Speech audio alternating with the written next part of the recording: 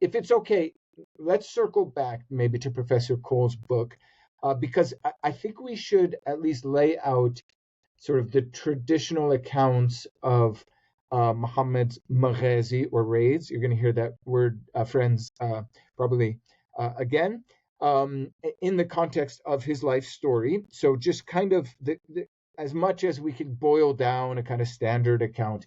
And, in fact, as you know better than anyone, Ayman, the sources have many different narrations about his life. But, the standard account that you'll find in your children's middle school textbook is that Muhammad is born in Mecca in AD 570, begins preaching Islam in AD 610. He's in Mecca for 12 years, more or less. This is a time where he and his followers are persecuted, but don't fight back. They suffer different sorts of pressures, economic, but also some real persecution. And eventually, in AD 622, he goes to Medina, and there things change. In Medina, the city's initially called Yathrib, later called Medina. There things change. So maybe we'll start there. I mean, folks might have heard of the Great Battle of Badr, which I think is traditionally dated to 624, so a few years after Muhammad arrives in Medina. But there's already some action before Badr, right? So could you speak about, according to the standard account, what changes and what are those first raids like of Muhammad and the first Muslims? So according to Al-Waqidi, who wrote the extensive list of Muhammad's raids and expeditions, Muhammad led 74 military activity. 74. Before Badr, we have at least 8. And I mentioned that in the second chapter of my book. And then with Badr, Muslims came victorious, followed by several minor activities, military activities. I say activities because I don't want to use the Arabic term. But then a year later, they had a very big setback at Uhud. So before we get to Uhud, can we talk about the first raids and Badr, which I think is related, because I understand from your Oxford University Press book, Muhammad's military expeditions, that these first raids and Badr were connected to what seems to have been, at least according to traditional account, a systematic campaign to interrupt the caravan trade between or of the Meccans. True. So yeah, I mean, what were these raids like, and what was sort of the military strategy? So the picture portrayed in the Muslim sources is more like skirmish. Mm-hmm. So hey, I'm going to throw something against you and try to find this to intercept. يعترض, that's the word in Arabic, yes, that the historians use to intercept the caravan and to get to provision, to seize. That's a good one. To take the positions in the caravan and to harm those unbelievers, al-kuffar. And then it accelerated quickly until there was a big Sariya, which means that Muhammad sent one of his commanders, like incursion, and it's the Sariya Abdullah ibn Jahsh. That's the word. And that was the first time a big hit happens because some people were killed here.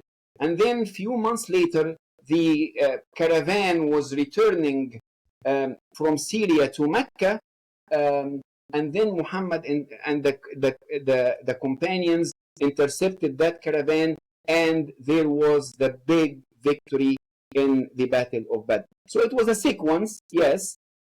Now that account, which by the traditional reading of the text, is alluded to in the Quran.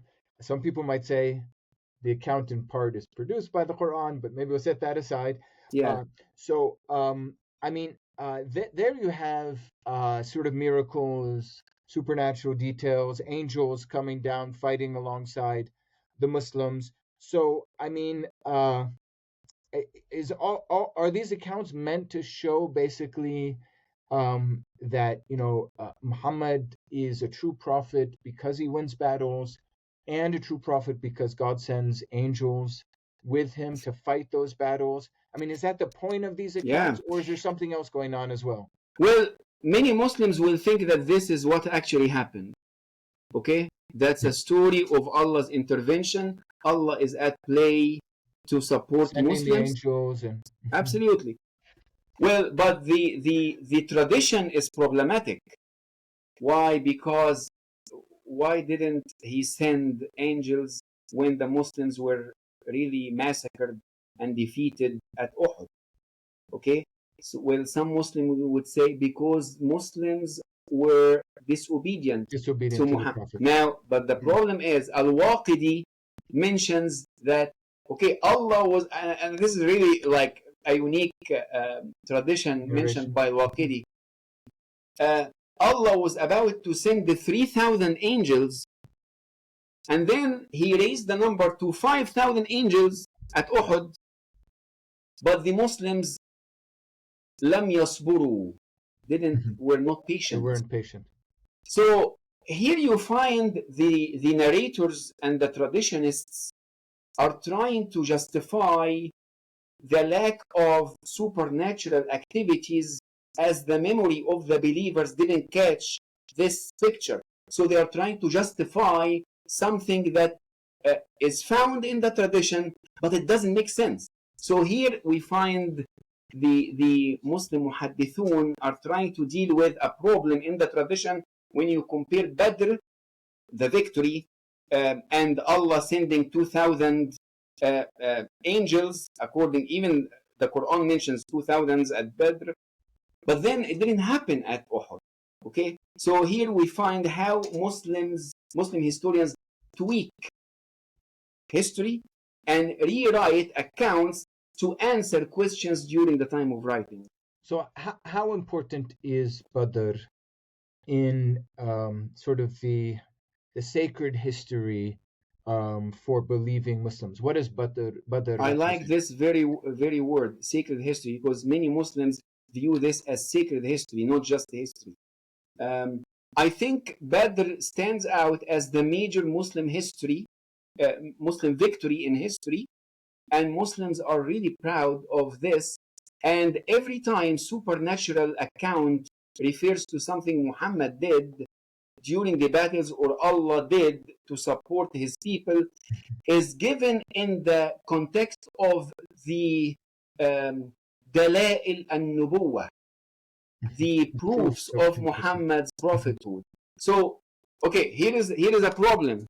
For example, when you read in Surah Al-Ankabut in the Quran, Quran 29, 51, Quran 29, 51. verse 51. Okay. 51, 50 and 51, these two verses. Okay. It's clear that Muhammad did not come with a miracle.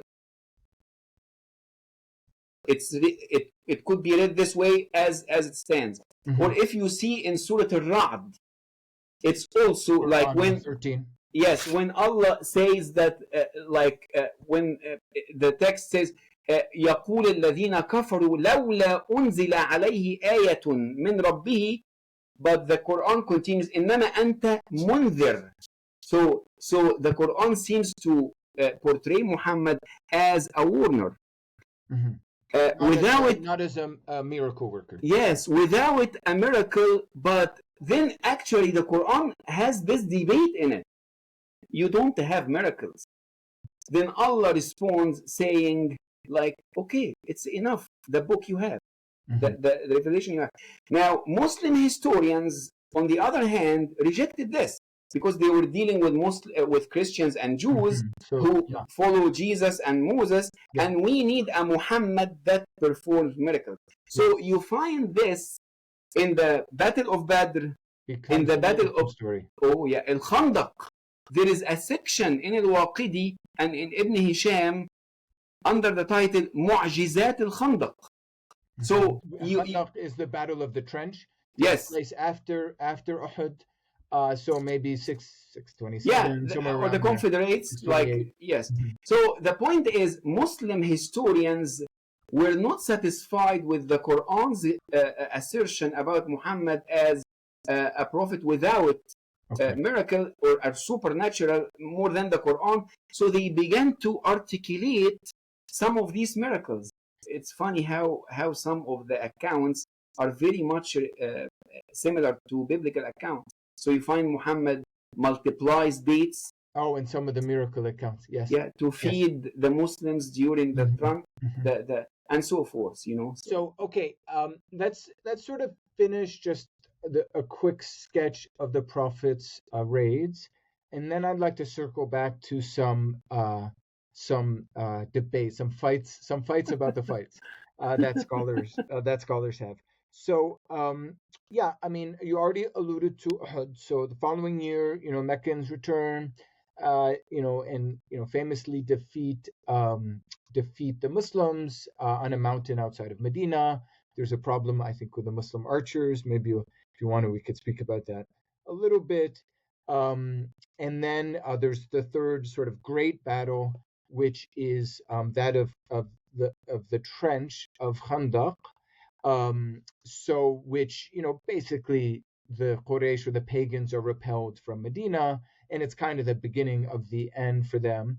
And then you actually alluded to earlier in our chat, kind of the last few chapters. So there's the conquest of Mecca, of course, around 630, and then the Battle of Hunain, I guess, is after Mecca, right? Yeah. Sort of the last one in the conflict with kind of the local folks. But as you note, then there are accounts at the end of the Prophet's life of raids continuing to the north at Mu'tah and others.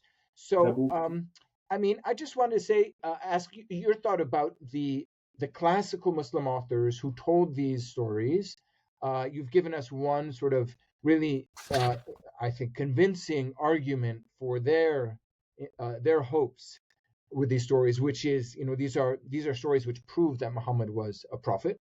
This is interesting too, right? Because in 21st century, folks are like, oh, a prophet shouldn't have battles or whatever. But in that context, of probably for these classical authors, not only is it okay for a prophet to have battles, but if he wins the battles, that's like a plus because Was a it's a proof. sign of God's blessing. Yeah. Yeah, but I wonder, like, do you see also that there's something about, like, through the stories of the battles, what is being said about Muhammad as a person, not as a prophet? Are there certain qualities, like, can you think of an anecdote where certain qualities, courage, patience, intelligence, something like that, come through in the portrayal of Muhammad?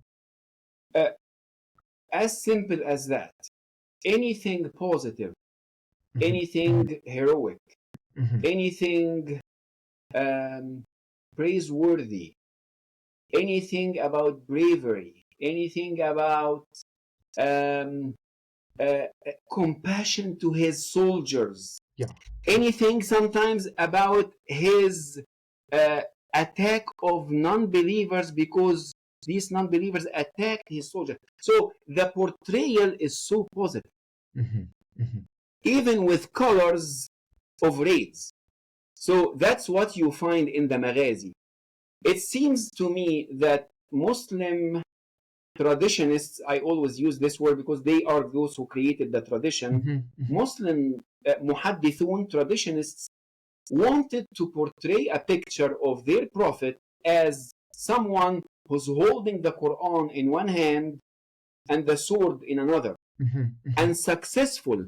So when Muslims expanded their dominion, it was a sign of Allah's blessing. When there was a setback, it was a lesson for them to learn Yeah. from. That's the picture you find in the Maghazi in Bala, general. maybe a trial, but in terms of sort of the qualities, I mean, in some of the other anecdotes from Muhammad's time in Mecca, his trustworthiness is really emphasized, right? Al-Amin, that's really Absolutely. emphasized. As-Sadiq, I'm yes. trying to think of stories from the Medinan period that might sort of allude to traits or virtues he had. I mean, there's the story of, I think it's Uhud, he's warned not to go out to fight. and he says, once a prophet puts on his That's armor, he has exactly. to fight. Yes. There's another, isn't his tooth broken at Uhud, At Uhud, and his yes. face is bloody. Yeah. Yeah, But and then the following day, he's back in the battlefield oh, so that's important. fighting. So that's the bravery aspect I'm talking about, okay? And this is part, like, okay. So these could be playing a role in the later Islamic period at the time when the stories are being written, possibly. Let's say the early Abbasid period, so 8th, 9th century, as a sort of lessons for Muslim leaders, or maybe everyday Muslims, in that time, in Iraq or Syria in the 8th and 9th century. Do you know what I mean? That's Yeah. all Islamic historiography. That's all what is. We cannot really be certain of the details of what Islamic historiography describes. Yeah. But the best way to approach it is it's a lesson for the time of writing. Yes. It's a message to non-Muslims, Jews and Christians in the conquered land. We can think about this. And it's also a message, exhortation to Muslims. Hey, this is the kind of leader you need to imitate. We need a time of expansion. So we need mujahideen. We need warriors. So you need to follow it. So think about the Battle of Tabuk. The whole battle, right towards the end of his life. It is the border of the empire.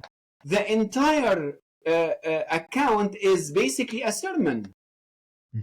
It's so hot, but we are marching for hundreds of miles all the way up there. We are 30,000 Muslims, but we have 200 Christians are waiting for us under Herakl.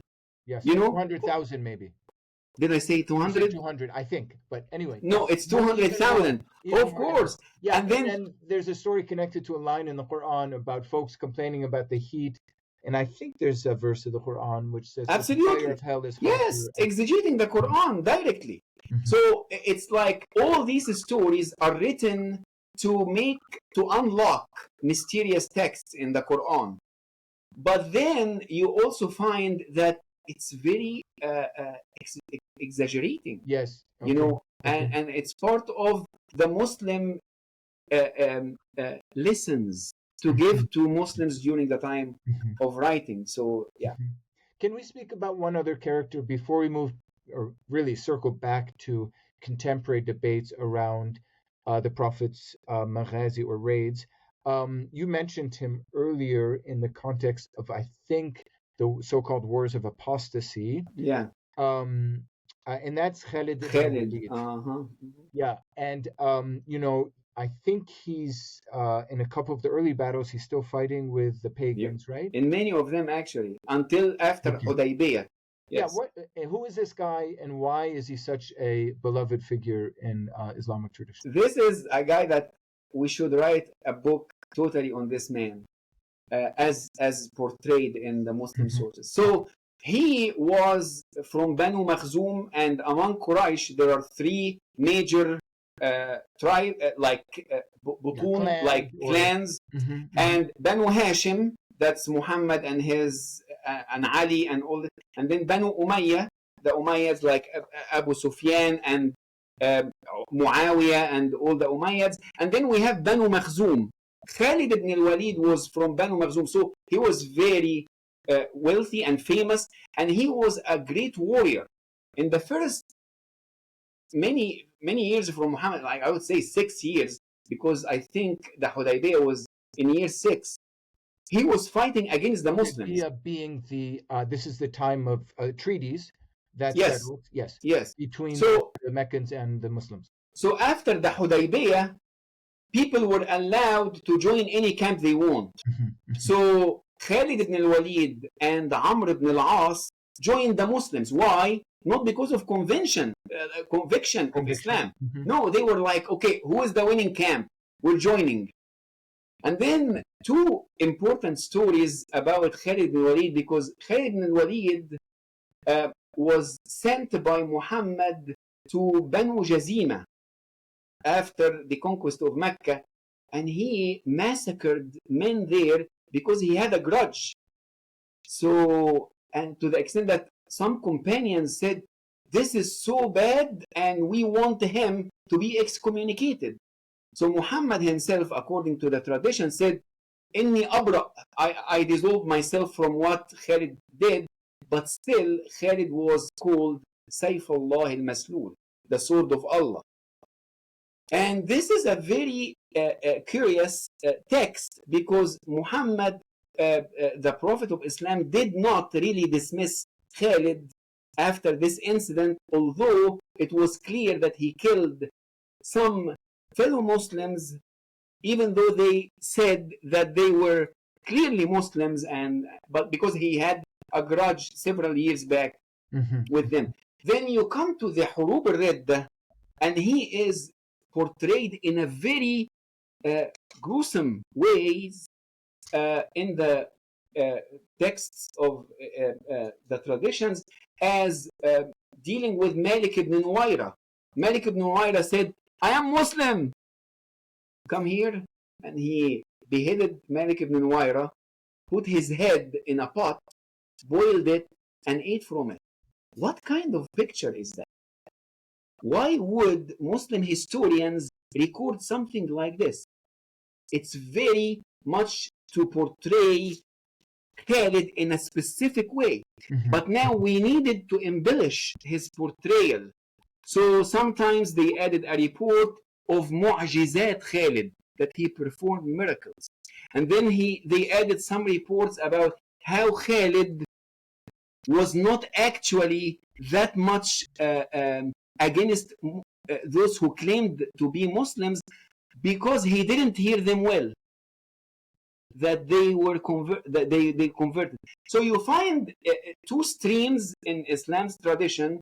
One is so much about Khalid being aggressive, vulgar, but superior in his military talents, and you find another stream in Islam's tradition to say that no, excuses for Khalid, like there is something around these lines to provide justification for his deeds. I think it's really important to emphasize, probably for everyone, but especially for those who don't sort of come from an Islamic studies background, that in not just contemporary, but sort of in classical and contemporary Sunni Islamic thought, the companions of Muhammad, are central to the story of Islam and are to be defended. And there's various sort of maybe provisions is the wrong word, but folks who dare to insult not only Muhammad and say his wives, but or his family, but also the companions. Now that's probably turbocharged by the rivalry with Shi'ism, and the Shia are accused of insulting the companions of Muhammad by the Sunnis. They're accused by the Sunnis, but still, I think that's important to keep in mind, right? Like this whole sacred history. The companions, even if they're not prophets themselves, and Muslims wouldn't use the category saints for them, they'll just call them companions. They might call them the righteous companions, or the salaf, the forebears. But they are part of sort of the sacred treasure of Islam that must be defended, right? That's my sense generally in Sunni Islamic discourse, which is what makes your Oxford book, Muhammad's military expeditions, really important, because you're saying, in an academic context, let's just look at the traditional sources in a sober, prudent way. True. But in a religious sphere, the companions are sort of unquestionably righteous. It is the concept of adalat as-sahaba. They are righteous. The righteous. If you want to get some negative portrayal of Khalid ibn Walid, you cannot find this easily in proto-Sunni or Sunni accounts. You go to the Shia accounts and you find all the accounts that they use to portray Khalid differently. So, yeah. It's a really important lesson, and this will help us transition to maybe the final segment here, where we'll speak about again, what can really be known? Can we know anything? Why do scholars today say this and the opposite of this about jihad? But it's a really important point, and your book really emphasizes this throughout. I mean, beginning with the introduction, your book is really strong on this, namely that these weren't these aren't sort of, I don't know, documentaries. The sources working that are not just documentaries or documentary accounts, even just kind of reporting things, statistics, details of where people were born and where they went. I mean, they're all arguments. Every narration is an argument, and your book really helps people see that. I mean, the point about, as you said, the righteousness of the companions, that becomes basically a kind of dogma, which is enforced because in the classical Islamic world, but also today, if I'm not mistaken, in places like Pakistan, maybe Egypt, if you publicly insult a companion, not even talking about Muhammad, but a companion, there'll be consequences for you. I mean, I think I know what you're going to say on this, but I have to ask a question anyway. Is there any way to see, so these traditional stories tell us of Muhammad and the first Muslims fighting the pagans and defeating and the them. Jews and the Christians. Three groups. But if we focused on the pagans, I mean, am I right that we just don't know the pagan perspective? I mean, you could do a thought experiment, I guess, how would the pagans have told this story? But I mean, is there any way to even conceive of the pagan perspective? I mean, all we have is the Islamic perspective, right? It's a caricature. So they portray the pagan like Abu Sufyan in a very funny way. On the one hand, this guy was from Sadat Quraysh, the notables of Quraysh. And then a year later, he is frightened and so humiliated, and he's coming to beg to save his life. So there is a lot of contradicting portrayals here. And I actually speak in a lengthy way about how it is even not convincing to me the transition between Mecca and Medina. So you have Muhammad and the companions for 13 years in Mecca, and then mustad'afun, very weak, vulnerable, and all this. And then they go to Medina and they are warriors and succeeding in battles not only over Quraysh. Think about Ghatafan, think about Thaqif. Oh my goodness. All these were already mentioned in the Muslim traditions as huge groups of people. So it is not convincing. What do we do with the sources? Here is my 2 cents. It seems to me that Muslims had memories of events, whether these events happened or not. We cannot know. According to Fred Donner, a great historian I admire, one of the first things he taught me is that what we have in the Muslim sources give pause, that's his word, to the historian. So Muslims had memories of events, and these memories were tweaked and portrayed in a written way under the Abbasids for the most part. The way it is written or rewritten connects the document with what's happening as political or social or cultural or even sectarian debates. So you want to elevate Shiism, write something about Ali. You want to elevate Sunnism, just disregard Ali and portray Abu Bakr in a better. So that's my approach to Islamic history in general.